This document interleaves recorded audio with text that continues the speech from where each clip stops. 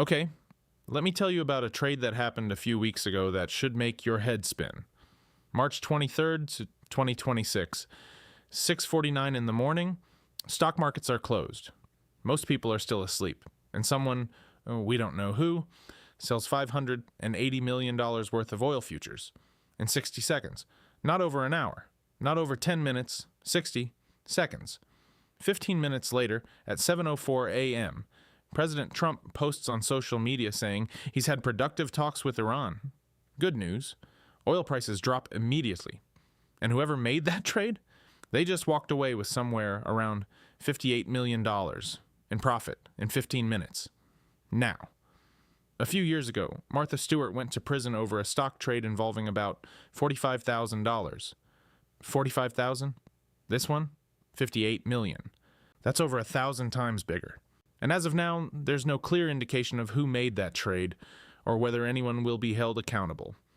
So the real question isn't just what happened. It's how often do trades like this happen around major announcements, and who actually has the advantage? So everyone's been watching the Iran situation, right? The Strait of Hormuz. That narrow waterway where about 20% of the world's oil passes through. Iran had been threatening to shut it down. Oil prices were spiking. The whole global economy was on edge. But here's the part most people missed. The timing. That massive trade, the $580 million one, didn't happen during normal market hours. It happened before the opening bell, before any public announcement, during a time when these specific oil contracts normally see about 700 transactions. Bloomberg News went back and looked at the data. Same time of day, same contracts, previous 5 trading days, average volume, 700. On this particular Monday morning, in that 1-minute window, 6,200 contracts, 9 times the normal volume, in 60 seconds. This wasn't someone making an educated guess. This was someone who knew. And here's the frustrating part. The organization that's supposed to investigate this kind of suspicious trading, it's called the Commodity Futures Trading Commission. They've been systematically weakened over recent years. Budget cuts, staff reductions, enforcement division hollowed out. Senator Chris Murphy from Connecticut tweeted about it. He said, a $1.5 billion bet, 5 minutes before Trump's post. Who was it? Trump? A family member? A White House staffer? We might never know, and here's why that matters. Because this isn't just about one mysterious trade. This kind of thing is happening inside Congress itself, every single day, and we can actually track it. In 2012, after years of scandals, Congress passed a law called the Stock Act. Stop trading on congressional knowledge. The idea was simple. Members of Congress have to publicly disclose their stock trades within 45 days, and they're supposed to follow the same insider trading laws as everyone else. Sounds reasonable, right? Here's the problem. The penalty for breaking this law is $200. $200.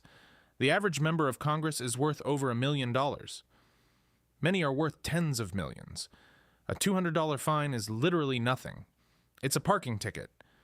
And here's the thing that really tells you everything. How many members of Congress have actually been prosecuted under this law since 2012? 0. Not one. Not ever. Let me give you an example of how this plays out. 2020 COVID pandemic. The Senate Health Committee holds a closed-door meeting about how bad this virus is going to be. This is before the public knows, before markets have reacted. Senators get classified briefings about what's coming, and immediately after that meeting, multiple senators make massive stock trades. Hundreds of thousands of dollars, in some cases over $1 million. One senator, Richard Burr, chairman of the Intelligence Committee at the time, he sells over $1 million in stock. 33 separate transactions, right after learning in a classified briefing that COVID's going to devastate the economy. The Department of Justice opens an investigation, and then they quietly close it. No charges, no prosecution, no consequences. This happened with multiple senators, all investigated, none charged, 0 prosecutions, 0 consequences. Okay, let me show you how profitable this access to information actually is. I'm going to focus on one person because her numbers are public and they tell the whole story. Nancy Pelosi. 1987. She enters Congress. Her stock portfolio is worth about $700,000. Today, over $278 million.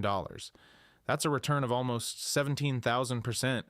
The stock market overall returned about 2,300% over that same period. Now, to be completely fair here, these are technically her husband's trades. He's a venture capitalist named Paul Pelosi. She says she's not involved in the trading decisions. But look at the recent performance. 2024, her portfolio returned 70%. The market did 25s. 2023, 65%. Market did 24. Her average annual return is between 21 and 25%. Warren Buffett, literally one of the greatest investors in history, averages about 20% at Berkshire Hathaway. This portfolio is beating Warren Buffett, and she's not alone. Last year, 29 members of Congress beat the stock market. 5 of them returned over 100% in 1 year. Congress as a whole made 13,000 stock trades last year. Total value, $635 million. Here's what you need to understand. This level of consistent outperformance doesn't happen by accident. Researchers at Columbia University studied congressional leaders between 1995 and 2021. Speakers, committee chairs, people with real power. What they found was striking. Before these people became leaders, their stock portfolios performed normally, sometimes even below average. The moment they got promoted to leadership positions, they started beating their colleagues by 47 percentage points. The researchers also found something else. When a leader owned a stock, that company mysteriously got more federal contracts. When a leader's party voted on a bill, they were statistically more likely to support bills that helped companies in the leader's portfolio. And when leaders sold a stock, you could predict increased regulatory investigations of that company over the next year. They weren't just trading on information. They were in a position to influence the outcomes, and then trading on those outcomes. It's not just knowing what's coming, it's shaping what comes next, and positioning for it. Okay, so we've established Congress trades on inside information. But what if I told you the president just admitted he makes policy decisions based on watching markets? April 9th, 2025. Trump pauses his massive tariff program. When reporters ask why, here's what he says. Bond market is very tricky. I was watching it. Quote, I saw last night where people were getting a little queasy. He literally said it out loud. I was watching the bond market and people were getting yippy, so I changed policy. This isn't congressional insider trading anymore. This is the President of the United States admitting he makes foreign policy and trade policy based on market reactions. But here's where this starts to look less like timing and more like a system. A few months into Donald Trump's second term, there was another suspicious trade. October 2025, brand new crypto wallet. No transaction history. Opens just before a new round of tariffs on China is announced.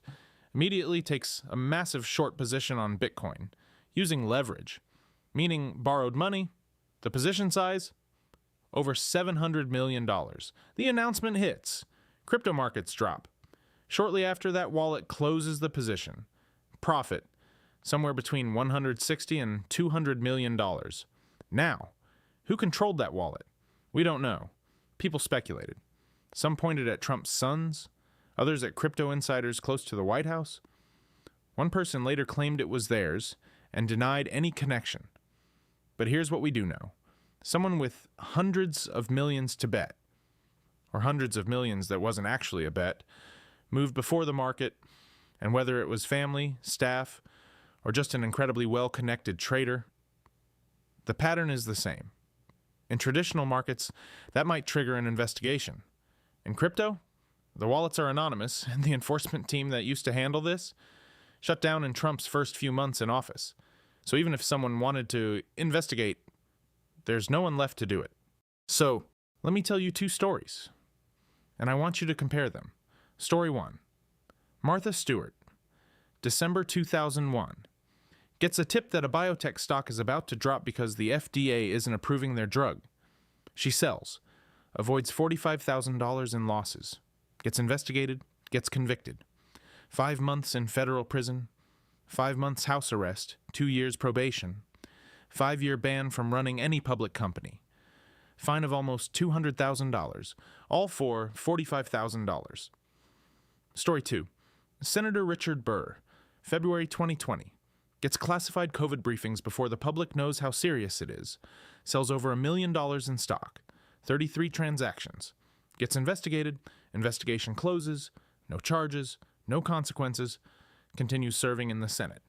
Martha Stewart made one phone call and lost her career. Richard Burr made 33 trades on classified information and faced no legal consequences. The difference? You tell me. So why does this keep happening? Why is it so hard to prosecute members of Congress for insider trading? The answer is in the Constitution. There's something called the Speech or Debate Clause. It says members of Congress can't be prosecuted for their legislative activities. It was designed to protect them from political witch hunts. But here's the problem. Courts have interpreted this really broadly. When members of Congress learn information in classified briefings or committee meetings, courts have said that's legislative activity. Protected. So the Stock Act says they can't trade on inside information. But the Constitution says you can't fully investigate them for doing it. It's a legal catch-22. The law exists, but it's extremely difficult to enforce. That's why 0 members of Congress have ever been successfully prosecuted under it. Not one. In 14 years. Okay, so why should you personally care about this? Because it's not just about them making money. It's about the decisions they make, or don't make, because of their financial interests. Think about it. If you're on the Agriculture Committee and you own corn futures, are you going to vote for a bill that helps farmers but crashes corn prices? If you're on the Energy Committee and you own oil stocks, how do you vote on climate legislation? If you sit on intelligence and own defense contractor stocks, how objective are you on military budgets? The Columbia study showed members literally vote in ways that benefit their own portfolios. And here's where this hits your wallet directly. When the government is unpredictable, when policy seems erratic, investors demand higher interest rates to compensate for the risk. Our interest payments on the national debt have doubled in 5 years. We now pay over $1 trillion per year just in interest. That's more than we spend on defense, more than Medicare. Every dollar spent on interest is a dollar that can't go to infrastructure, schools, healthcare. Eventually you pay for this through higher taxes or higher inflation. Is congressional insider trading the only cause of our fiscal problems? No. But when the people making budget decisions personally profit from not fixing the problem, it's a lot harder to solve. Here's the ironic part. 86% of Americans, across party lines, support banning congressional stock trading. President Trump called for it in his State of the Union. Got a standing ovation. Bipartisan applause. There are currently 3 bills being considered. The Stop Insider Trading Act would ban buying new stocks, but still allow selling with advance notice. The Restore Trust in Congress Act would ban all stock ownership entirely. The Bipartisan Ban on Congressional Stock Ownership Act is similar. Complete prohibition. So how many have become law? 0. Because the people voting on these bills are the ones benefiting from the current system. You're asking them to voluntarily give up something that's making them wealthy. And even if something passed, enforcement would still be a problem. The Office of Congressional Ethics has no subpoena power. The Justice Department faces constitutional barriers to prosecution. So you end up with laws that sound good in press releases but have no real teeth. Here's what gets me about this whole situation. We've built an entire financial system on the principle that insider trading destroys market integrity. We sent Martha Stewart to prison for saving $45,000. We've prosecuted hedge fund managers, banned executives from their industries. We've decided as a society that this is beyond the pale. But that $580 million trade from March? The one that made $58 million in 15 minutes? As of now, there's no public investigation, no announced inquiry. The data is public. The academic studies confirm the pattern. Members of Congress are consistently beating professional investors while having access to non-public information and the power to shape policy outcomes. This isn't speculation, it's documented. So the next time you see a major policy announcement drop at a convenient time, good news on Monday mornings, bad news on Friday nights, just remember, information asymmetry is real. Some people know before others. And here's what should really worry you. It's still happening. April 17th. Just a few days ago, Iran's foreign minister is about to announce the Strait of Hormuz is opening back up for commercial shipping. Good news for oil markets. 20 minutes before that announcement, someone sells $760 million in oil futures. In 1 minute, between 8:24 and 8:25 in the morning Eastern Time, 7,990 contracts. Reuters went back and confirmed it with exchange data. Oil prices dropped 12% right after the announcement. This is the same pattern. March 23rd, 580 million 15 minutes before. April 17th, 760 million 20 minutes before. Bigger trades. Same timing. Same result. This isn't a scandal from last year. This happened last month, and the month before, and nobody's investigating. The question is whether we're okay with that, or whether 86% of us wanting change actually means anything.